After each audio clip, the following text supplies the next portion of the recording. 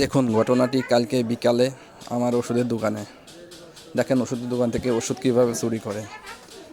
এখন লোকটি ঢুকবে আমার দোকানের ভিতর। এই যে ঢুকছে, দেখেন দেখেন এদিক ওদিক তাকাবে, তাকিয়ে দেখেন কি করে। এই দেখেন ওই দিকে আমার দিকে তাকিয়ে দেখেন আমি নাই, এই সুযোগে এই যে ডোরপের মতো সিরাপ একটা নিয়ে যে লুঙের ভিতর নিয়ে বসে রয়েছে। দেখেন আস্তে আস্তে ওইটা লুঙের ভিতর ঢুকাবে। লোকটি বাড়ি কল্যাণপুর, কিরো ওবনি মাতব্বর সবাই বলে। দেখেন তার অবস্থা। লোকটুকুরে খুব সম্মান করতাম এবং ভালো জানতাম।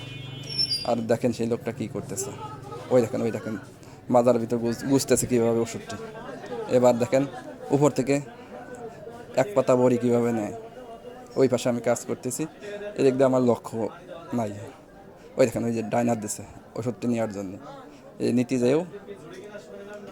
যাও নেবে না, আমার দিক নজর পড়ে গেছে, নেবে নি, এরপর আবার নেবে। খেয়াল রাখেন, খেয়াল রাখেন, খেয়াল রাখেন। এই দেখেন কি একটা অবস্থা। এই দেখেন এই যে আবার হাত দিচ্ছে, এই দেখেন নেই কীভাবে। এই দেখেন একটু খেয়াল করেন সবাই।